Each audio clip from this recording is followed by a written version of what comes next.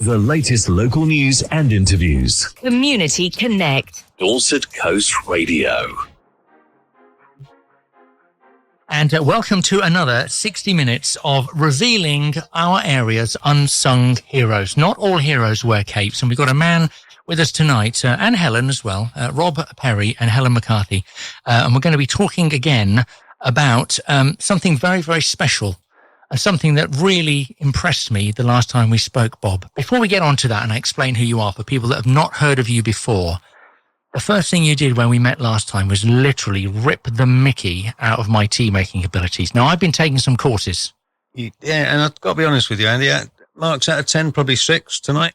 Yeah, 6? It wasn't bad. It wasn't bad. It had a bit of colour to it. So well done. Thank you very much. Practicing. It's no longer Navy tea then? No.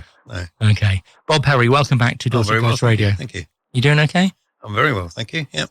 Happy 71st birthday? 71 last week, yeah, just a youngster. So those that haven't heard Bob before, Bob came to talk to us recently, I think it was the middle of July, about the Bournemouth Above and Beyond Trust. Yeah. And we also then started talking about lots of other things. And tonight you brought someone very special to you that is important to the things we were talking about in addition to Above and Beyond Trust last time. Yeah. I brought my doctor along, Dr. Helen McCarthy. She's a consultant haematologist, and I thought I'd bring her along tonight for a chat about the recent fundraising that I've been doing. Okay, we're going to come on to that. Helen, welcome to Dorset Coast Radio. How are you? I'm well, thank you. Good. Welcome for your first time, I think, on radio in our area. And is it every time one of your patients say, I've got a great idea for a night out? Do you want to come along to a radio station? I would say it's pretty unique, actually. Yeah, I think that's Bob's pretty unique, to be honest. Now, Bob's just explained who you are and what you do, but give us a little bit of background to the actual job you have down at UHD, University Hospitals Dorset. Yeah, okay. Well, I'm as you say, consultant haematologist, so I specialise in blood cancers, particularly in lymphoma, and other blood cancers such as myeloma and chronic lymphocytic leukemia.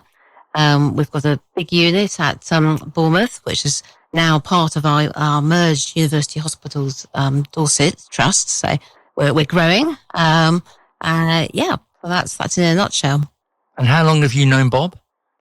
Oh, we were milling this over earlier on, so I think probably about 8 years now. Yeah. Okay. Well, Bob, I know when we spoke at the end of July, mid-July, you were doing an amazing event to raise some much-needed funds. I'll take a break for some music and come back and find out just how you did on that event. Lovely. Dorset Coast Radio, Community Connect, here with you tonight.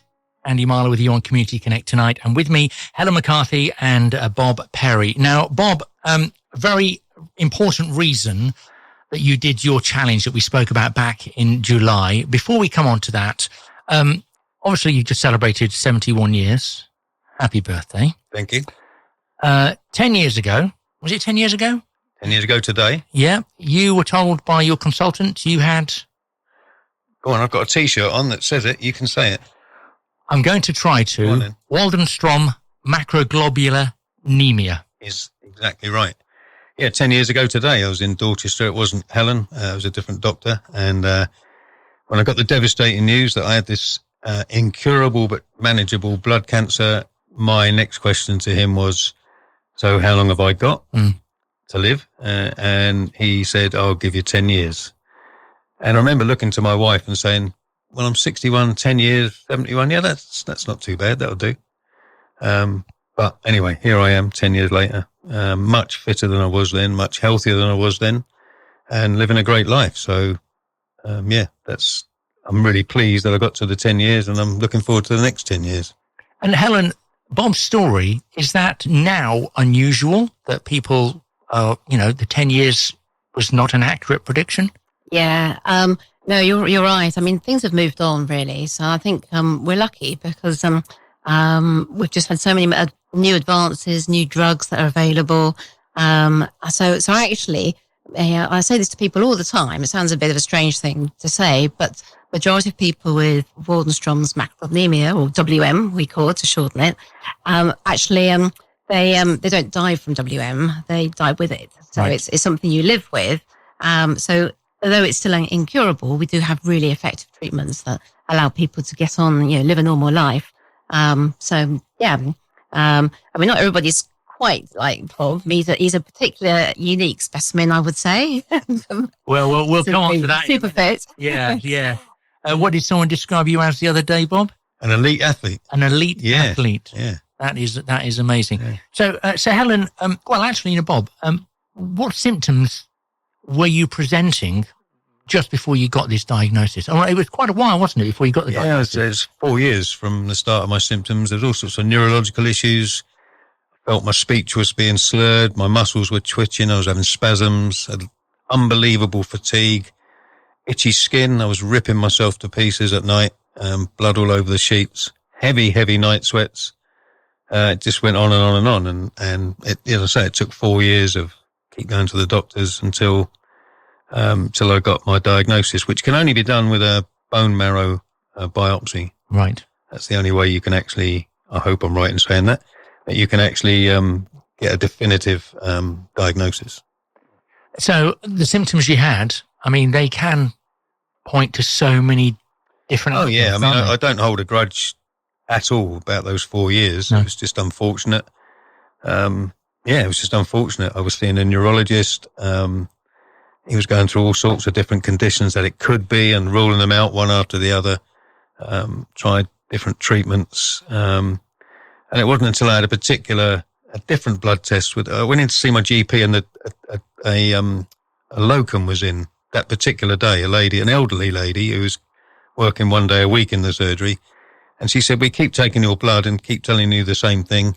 Going to do a couple of different blood tests. And it was from those tests that I got called in.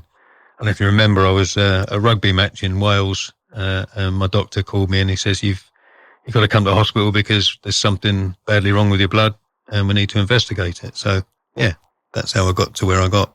And Helen, in that 14 years that have passed from Bob starting that journey, then getting the diagnosis 10 years ago, has detection improved? How are people presenting now that have WM? I think it's really awareness, actually. That's the main thing that's improved. So we have a national charity now called WM UK, and we have about 350 people a year diagnosed with the condition.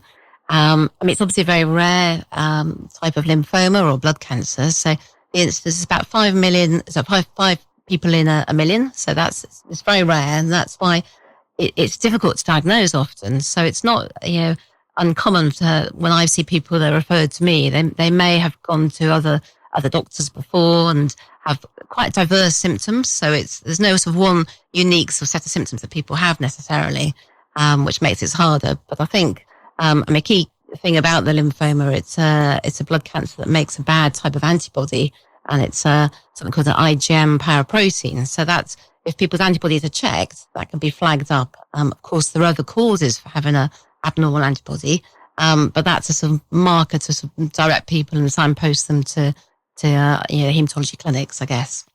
And are all hematology clinics able to pick this up and deal with it, or are there specialist centres? I mean, any hematology clinic can diagnose it. I would say I run a sort of WM clinic, which is just for folk with WM, and there are probably about 7 or 8 in the UK that we sort of specialise and have a dedicated clinic. But of course, most people are treated in sort of general hematology clinics. So I think the key thing is, obviously having somebody that's got good experience in the disease, and access to newer treatments and clinical trials is really important as well. Oh, right, okay. And are they happening all the time, clinical trials? We're in a good situation now. I mean, for a long time, it could be quite challenging to get some clinical trials sort of set up and run for a rare disease. But not only do we have a sort of UK charity, but we have a sort of worldwide group of people, and we sort of meet in a sort of forum every 2 years. And so there's a lot of international collaboration now, and we have a lot of international meetings. And I think, due to sort of WM UK and sort of specialist clinics, the UK is recognised as a good country to come to. So the great thing is we're getting access to these clinical trials and these new drugs, which is really important. And so I think it's a good time to. Not that any time is a good time to be diagnosed with this, but actually, we have a lot of new drugs coming through, and the time from the the lab to the clinic is really fast now. So that's good news.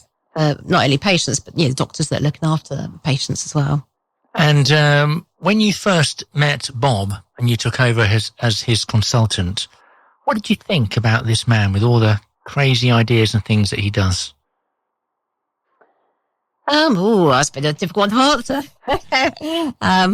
I think he's a very inspirational person, actually. When he first came to my clinic, he said, well, look, you seem to have a lot of patients. So I've got 150 foci I see in my clinic. He said, it would be really nice just if we could meet, we could all have a bit of support group. And that's what we did. So with Bob's help, we set up a local support group.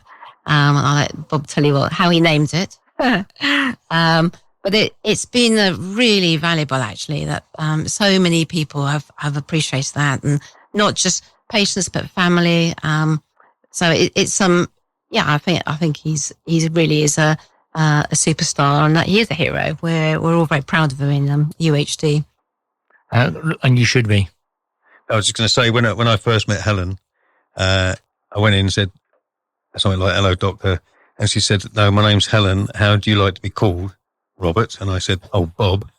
She said, "We're going to be seeing a lot of each other for many years to come, so we may as well talk to each other first name terms." And that's how it's continued. I obviously respect what she is, but it is basically Helen and Bob. And the other thing about Helen is, I think I get a 15-minute slot maybe on my consultation, but it always goes on for like 40 minutes. And the person before me has gone on as well. And I don't mind waiting, and nobody minds waiting to get to their appointment, because you're going to have a thorough a consultation, and Helen is just such a lovely doctor to be a patient of. Yeah. So tell me about this. You said support group, but it sounded like more like a community. Yes, I called it BAD WMers, so Bournemouth and District WMers, so BAD WMers, and it's basically, as Helen said, one of my first questions when I got my diagnosis was, I've got to meet somebody else with this weird condition and find out how they're getting on, what their symptoms are, what they did about it. And quite rightly, Helen and my first doctor said, well, I can't tell you who my patients are for obvious reasons, but Helen very kindly volunteered, as long as I was happy to give my details out, Helen would pass those details on to her other patients. And that's how I built this group up. And it has to be said, at the time, it was just coming into COVID, so it was really important. If there were people getting newly diagnosed with this unbelievably rare cancer and had nobody to turn to, this support group really came into its own during the COVID years, because we were immunocompromised. So we were in the gang that when you all came out of lockdown, we still couldn't. We had to stay at home and get our shopping delivered and all that. So it was really important in those days. I can imagine the strength of that community would have been really important for all of those people. Yeah. Okay, right. Well, we're going to take some more music and come back and talk some more, because I do want to talk about your cycling adventure. But also, when I talked to Helen earlier, she revealed that you managed to drag her into a cycling adventure as well. So I think we're going to discuss London to Paris first. And with me, I have Helen McCarthy and Bob Perry, discussing many, many things, not just WM. Bob, you are a keen cyclist. You've had a lot of support from the guys down at Trek. We'll talk about that later. But you really do like your cycling, don't you? I've grown to like it over the last 7 or 8 years, yeah. And Helen, did you really love your cycling before Bob convinced you to do the London to Paris cycle ride? Well, to be honest, I didn't actually have a road bike at that point. So, no. Maybe she had a horse. She had a horse, and she rides horses, so... I do like riding horses. I thought, it's similar. And he's very persuasive. That's a problem. You can't say no to Bob. And was it similar? No, not at all. So tell me what happened then. This is because when we last spoke, Bob, I didn't know anything about this London to Paris cycle. No, what happened? It was Helen's idea actually to try and raise money for WMUK, and she spoke to some other consultants about doing London to Paris, and I thought it was a great idea, and I thought I'll have some of that. But many of the other consultants fell by the wayside as it got closer and closer. But what we managed to get was a gang of, there are about 7 or 8 healthcare professionals, so either nurses or doctors, there was about 7 patients and then 7 family members of patients. So it was a good gang of WM people cycling to raise money for WM UK. And it was a really, really good experience. 3 days, London to Paris. It was just a great adventure. And I've carried it on. I've done it twice more since then. Of course. But Helen, of course, has hung her bike up. I've gone back to horse riding. Yeah. And I don't know, can you do London to Paris on a horse? Probably not as easy, is it? The quarantine rules of it. You mentioned there the national charity. Do you have some involvement in that? Yes, no, I originally I was a trustee for the charity. Now it's obviously got bigger and I've sort of stepped back from that a little bit, but no, very much still support it. And it does great work, I think, for WM UK, or for WM generally. So yes, I definitely support. Good. Okay. And so London to Paris on a bike. How did you get back? Was it another cycle? No, I caught the train. Caught the train. Did you cycle back or train as well, Bob? I caught the train back that time, but last year when I did it, I cycled back on my own. Of course you did. Yeah. Got stopped by the police twice and badly cut my arm. So it was an adventure. Why did the police stop you? For cycling on the pavement in Paris, and then conversely for cycling on a road and holding up the traffic through some roadworks. And the motorcyclist told me to get off the road and get on the pavement. So that's the French police for you. He just do it. C'est la vie. Yeah. C'est la vie. Yeah. Okay, so let's talk then about the adventure that you planned for this year. Many months in the making. Yeah. You do like cycling, and you decided, we were talking last time, you decided that you were going to cycle up Mont Ventoux. Mont Ventoux. Mont Ventoux. Mont Ventoux. Which is, tell us where that is. It's an iconic mountain in Provence, in France. It's a mountain that's 1,440 meters of elevation from the villages at the bottom to the top. And there's a thing you can do called the Les Sanglés, which means the crazy ones. And it's where you go up and down 3 times, but from 3 different villages. So you go up to the top, down the other side, back up to the top, down another side, back up to the top, and back to where you started. It's quite a challenge, and you can get a certificate and an award if you can do all that in 24 hours. That's the aim. So I thought I'll give that a go. And I was going to do it on my own, but I was in the local Trek shop where I get my bike serviced, and I told them I was doing it. And one of the guys said, well, I wouldn't mind doing one of those with you. And then another guy said, well, I'd do one of them with you as well. I said, yeah, that'd be great. And then one of the guys, Mark, he said, well, my girlfriend wants to come along. She's a keen cyclist, but she'll drive the car for us, just a support car. So it quickly, what became an individual thing, we got into a little team event, and you know what, they both did all 3 ascents with me. Wow. The 2 guys, which was fantastic. Well, what an adventure. And I've got to say, it was brutally hard towards the end. On that last climb, I just kept looking up. There's a tower on the top of the mountain. I just kept looking up, and it wasn't getting any closer. Every time we went round a bend, it wasn't any closer. There were a few tears near the top, I've got to be honest. I was just overwhelmed by what I'd done and the sheer effort that it took out of me. But what a privilege and an honour to have done it. I was the last man on the mountain with Isabella, Mark's girlfriend, who drove the car. She stayed up there to take some photographs for me. And then I cycled down in the dark. It got dark by then. That was exciting. Did you have your lights on? I had lights. Otherwise the police would be there again. Helmet. You have to have lights and a helmet before you can do the challenge. Right. And I had a confrontation with some sheepdogs who were looking after a flock of sheep on the way down. That was quite exciting.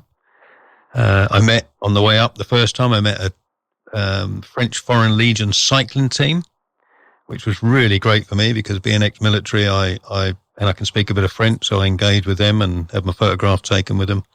No, it was just a fantastic day, and I'm so glad I did it. I won't be rushing back to do it again, though.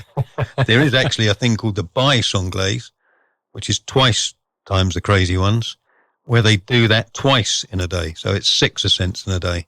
I just don't know how they can do that. You've got to be young like Helen. Steady. Don't get any ideas, Bob. As your doctor. Yeah. Well, actually, that's a very serious point, Helen. At what point, when Bob, presumably Bob, you let Helen know you plan to do it. I have to really, don't I? Yeah. So what did you think when Bob said, I've got this crazy idea to do the crazy ones?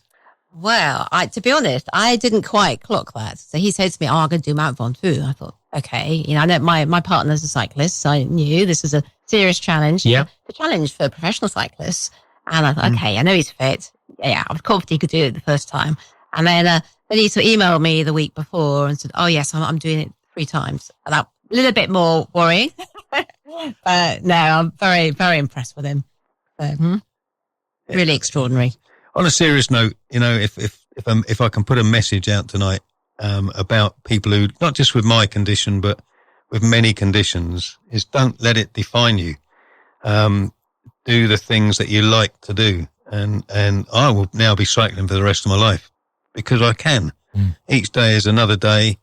And I go today. I've been walking with a group of old army mates this morning up around Winchester. Brilliant. Just do something to keep yourself focused. It's good for your mental health. It's just good for everything. It's to do exercise. And I know some of the people listening might think, yeah, well, that's all right for you. You're not in a wheelchair. You're not on sticks or whatever. But do you remember Major Tom during COVID, the old 100-year-old veteran? And he walked around his garden something like 100 times on his Zimmer frame. But he started going around once on day one and built up to that and raised unbelievable amount of money for the NHS. But it's not just about raising money. It's about looking after yourself and getting the most out of your life, which I hope I'm getting that message over to anybody who's particularly at home right now, maybe lives on their own, got a cancer diagnosis or a medical diagnosis, is, try and be positive. Try and do something tomorrow that maybe you didn't think you could do, or try something different. Yeah. Now, you are very positive and you are very focused. And obviously you are in the driving seat of your future, but setting a lot of these things up that help other people. If someone sat listening to this right now and think, yeah, but you're right, that's good, but where do I start to look? What would you advise? Well, something that you want to do for a start. It's got to be something that you are going to enjoy doing. Try doing it on your own, or try and join a local club, or get a group of friends to come out with you. Let's give you an example. My wife has just bought an electric bike. She's got a different kind of illness. So we can start off, she's anxious on the bike. We can start off with a short ride. We did a couple of rides in France, just a couple of miles, 10, 15 minutes, and just build up from that. Or whatever it is that you want to do.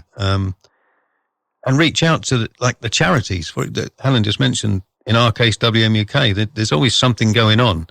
The global one does yoga, and if you say, I can't do yoga, they do chair yoga. Right. Can't do chair yoga, they do mindfulness, where you haven't even got to move. All good stuff about your well-being and your mental health, and trying to just live good lives, live a good life with your condition. And that goes for all conditions, not just blood cancers. And it wasn't just the challenge of doing the 3 Ascents, was it? You doing this for a really important reason, that's to raise some money. And you set yourself a target. Now, the target you set yourself, for many people, would itself have been a challenge, which was £10,000. You've got some great news on that, haven't you? Yeah, I'm currently at 11,200 as of today. Just £50 just went in tonight. And so I would love, before I close the site down, I think I'll get another couple of months, I'd love to get to 12,000. It's all for local, the local hospitals. So in particular, it's, I'm sure Helen will want to talk about, the quiet room in the Jigsaw building. The Jigsaw building is in Bournemouth Hospital, where Helen's department is. And it's not just people that, like me, go there. They go there for various, conditions that require chemotherapy or immunotherapy or stem cell transplants, all of those kind of things. And, the main focus was the quiet room, which is a really important place, as Helen will explain, I'm sure. Okay, Helen, we're going to come back and talk about the quiet room in just a moment. How do people, if they're listening tonight and want to find out, see the photos of the Crazy Ones adventure with you on the top of the mountain, maybe the one with the sheepdog, and maybe, is there any photos of you getting told off by the police, or did you not? Oh, no, that's far too serious. No. On my Facebook page, which is Robert Perry, there's a few photographs on there. But if there's anybody still wants to give money to me, I've got my Just Giving page, which is Robert Perry 5. Robert's raising money for University Hospitals Dorset. Yeah, and every little helps, and it's all going to for a fantastic reason. And what we will do with this program, which will be available as a podcast from Thursday onwards, we will put the link to that on our socials. So if you're listening now, head to our socials. Just start following now, Dorset Coast Radio, and you'll see a link to that, so you can see what Bob has been up to. Helen, we're going to come back then and discuss what the Quiet Room is in just a few moments. Right after this, from Alex Warren, right here on Dorset Coast Radio. Community Connect, Andy Marlow with you tonight. Bob Perry and Helen McCarthy. Now, Helen, we said who you were and you introduced yourself at the start of tonight's Community Connect. Just remind us exactly the job you do at UHD. Yeah, so I'm a haematology consultant, and I look after people with blood cancer. And the unit down there at the Jigsaw Building? Mm-hmm. So that's a unit that it covers all cancers, actually. So not just blood cancers, but all the other sort of solid cancers. And obviously it's an incredibly busy unit because cancer touches us all. The rates are very high, at least of 1 in 2 people at some point in your lifetime will get some form of cancer. Okay. So we all either have had one or know somebody or have a family member. So it's a very busy unit we have there. And just talking about living with cancer, as you said at the start, with WM, you would not, looking at Bob, you would not have seen a fitter person. But is that the case with a lot of cancers, that people can live with them and still be healthy? Yes, absolutely.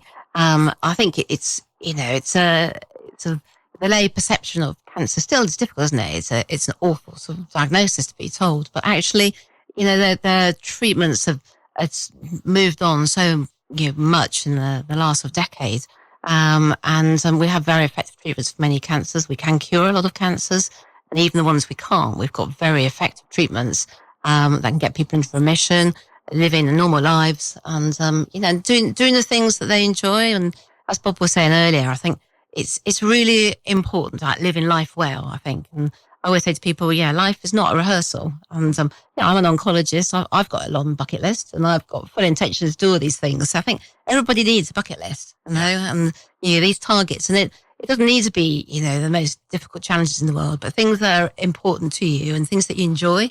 I think you've always got things to look forward to, and help with that sort of mental health and general well-being. So yeah. So let's talk about this Quiet Room, because Bob, I think last time we spoke, you said you were talking with Helen. It's like, what can I do? What do you really need? And the idea of the Quiet Room came up.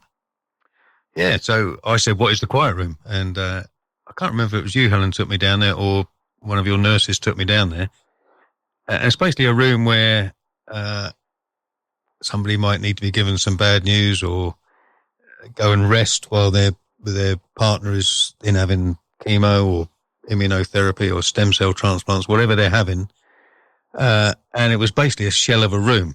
It had been allocated as the Quiet Room, but I went in there and I thought, hold on, this needs a couple of settees and a television and a coffee machine and a reclining chair if I'm going to spend the night here while my family member is, doing whatever in the ward. Or maybe, I don't know if this happens there, is maybe they're in the last few hours or days of their life, somewhere for a family to go and be together, so it's just a really important room. And so when I saw this empty shell of a room, I thought, we need to do something here. Yeah. And obviously the money that you're raising is going towards the Quiet Room. How important is it? I mean, Bob's just said, but how important is it for you on the ground to see the impact this is having with patients and families? Yeah, no, it's a really, really important. Bob had described it really well, actually. I before I came in, because he said the same thing to me. What is this Quiet Room? And I thought about it a bit more before I came, to chat to you. And I consulted with the AI, and I had nice definitions. So I'll read it to you, because I thought that was actually quite a good way of describing it. So what it told me was it's a cancer Quiet Room is a designated peaceful space in a clinic for cancer patients and their families to process difficult news, reflect, ask questions in a calm, private environment away from the busy clinical areas. So I think in a nutshell, it's a quiet oasis away from the hustle and bustle. As Bob says, key things are you've got to have some comfortable chairs, some good sofas, general ambience has got to be calm. And And as much as anything else, it's just an area to chat and to meet with your doctor, meet with your nurse specialist, just have a cup of coffee, sit down and, talk things through. And it's immensely important. And I think, it's a really challenging time for people going through a cancer journey, and anything we can do to make that a better experience, then that's a really positive outcome. So I feel very passionately about it. And I'm glad Bob saw the shell of the room, because it's not what it should be. And I, it's fantastic that Bob has done this amazing for fundraising, because we can turn it into somewhere really special for people. Yeah. And what is that journey now going to look like, and how are you turning it into something very special? Well, so it's a multi-purpose room. So lots and lots of people, will use that room. It will be in constant use. So, and so a lot of people have views about what they want. So the first thing, of course, we need to get some input from everybody. And most important people, really, the patients. So, we're going to get patients as well to say what they think they need. And Bob's going to be a key person. He doesn't know this yet, but I'm going to make him do some work as well. And then our nurse specialists, consultants. So, we're basically, it's amazing that, we've got some money now that we can actually turn this into, a space that's fit for purpose and what we want. So, yeah. Good. And what sort of time scale do you think that we're looking at here for that? I'd hope, we have to go through a process. The NHS is a bit of a funny sort of organisation that you can't just go out and buy a sofa. Sadly, I'd love to be able to do that, but we have to a process to obviously it has to sort of meet all the sort of health and safety requirements and all that sort of side of things. So I'm hoping that we'll be up and running within 6 months. That's really good. That's really good. So that's going to have a massive impact on the lives of people down at the Jigsaw building and their families as well. The money that you've raised as well, you're actually splitting that, aren't you? So some of it's for the WM or the Jigsaw Quiet Room, and you're splitting it. Yeah, Mark, the guy from Trek, Mark, he won't mind me saying, I think he's 50, and I think in his family he's got some heart problems, and he's had a couple of stents, I think, put in his heart. So he was very complimentary about the cardiac unit at Bournemouth, and I actually used the cardiac unit as well, thanks to Helen referring me to it for something else. But he wants to, part of the deal of them helping was if we can split or, divide it up so that the cardiac care unit gets some as well. So I don't know quite how we're going to do that at the moment. But hopefully we can replicate the quiet room to something similar up in the cardiac unit, which is directly the other end of the hospital. So I think there's going to be enough money there to really do something special in both of those departments. Well, that's really great, isn't it? So obviously, if you're listening to this now on our podcast, just look at our social site, Facebook, Dorset Coast Radio, and you'll be able to find a link to how you can contribute to that, not just for the Jigsaw, but for the cardiac unit as well. I think, as Helen just said, it's important to say, if 1 in 2 of us come into contact with cancer, either get it ourselves or our family members, or we know somebody with cancer, that's a lot of people in Bournemouth or in the University Hospital Dorset area that are going to come into contact with cancer in the next 40, 50, 60 years. So we're all going to use it. Yeah. Or 50% of us are going to use those facilities. So let's, if you can spare a £5 tonight, put it in the charity, then that would be fantastic, and get us up to £12,000 would just be amazing. And you sort of mentioned Trek there very quickly, but they have really been fundamental in so many of your challenges, haven't they? They have, and they've supported me. I mean, they're a great organisation, not only with the 2 guys that cycle with me. They insisted that I took my bike in a couple of weeks before I went, and I got a full service at a reduced rate, which was fantastic, like a top service. They recommended I get some better cycling shoes. They recommended I get a better cycling helmet, which they helped me out with financially. And just the support they've given me throughout has been fantastic. And I know that Mark and Andrew, the 2 guys that did it with me, absolutely loved the challenge. And well done to them both for doing all 3 challenges when they said they were only going to do 1. You know what? I don't even know if Andrew actually told his wife that he's done all 3. But anyway, she knows now. So obviously, you go down there, you know where they are. But anyone that wants to find Trek bicycles down in Poole, they're down on the lifeboat quay. That's down in Poole. Yeah, right on the corner by the traffic lights. Fantastic. Go in there. So friendly, so helpful. I don't think you can get much higher than their Google reviews I've just looked at. So what you're saying to me now, Bob, is That's because I do all their reviews. Yeah. That's really good. Yeah, they're down on the Lifeboat Key, Unit 1B in Poole. Go in and see the guys. Their names are? Mark, Andrew, and the manager is Alex, and there's Tom, and there's 2 Matts. Yeah, great guys. Okay, so if you do go down and you're doing anything with the guys down at Trek in Poole, just mention Bob Perry, and they'll know how you know them, and that's really important. Yeah. Okay, right. So the future then, what does the future hold for WM and how you are involved? What do you think is better detection going to take place? Will outcomes improve? Helen? Oh, and undoubtedly outcomes are going to get better and better. They already are. We can see that. I think awareness is really important. So that's much better than 10 years ago and when Bob was first diagnosed. And I think the treatments are improving. So I think the future's really rosy. That's good. Yeah, and there's a controversial term going around that I learned this year at a seminar, and it was called a functional cure. I don't know what Helen thinks about this, but when I read the definition, which I can't remember, but I was in Chantilly in France at a seminar, and a couple of the global experts were talking about a functional cure, and I read it and I thought, that's me. I've functionally cured. I've still got WM. It will come back at some point. But at the moment, I'm functionally cured. I can function as a normal human being and get on with my life. So that's another thing to put in the old brain there. I'm functionally cured. Some people don't like that term, people with the condition, and I get that. They're entitled to that opinion. But for me, that was wow, I'm functionally cured. Yeah. Although I know I've still got it. It's still floating around here, but that's a good way of helping me look on the future. And would you agree with that, Helen?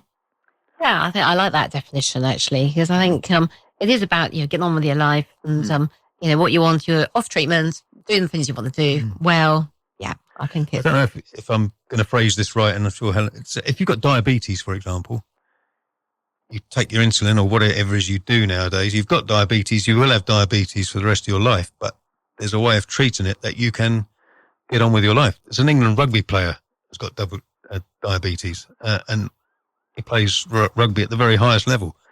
These people are functioning, but they've got a condition, and that's how I see my condition. I'm functioning, doing crazy stuff, knowing that I've got this, and as long as I've got my doctor's blessing, Helen's blessing, I'll carry on doing those things. Yeah. Well, when you said there, what made me smile, Bob, is the bit you said, a functioning cure allows you to, do the things that normal people do.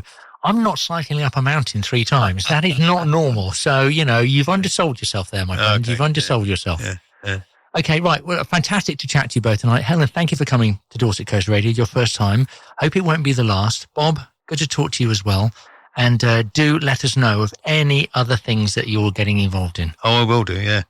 And thank you for inviting us back. Or inviting me back, but allowing Helen to come in as well. It's been a fantastic evening. Thank you. Bob, you can come anytime and check my tea making Yeah, I've got to skills. come back and check the tea. Yeah. I'll have to sample them next time. Yes, indeed. Come in for a cup of tea next time. Helen, Bob, thank you very much for your time tonight on Community Connect. Thank you. Thank you.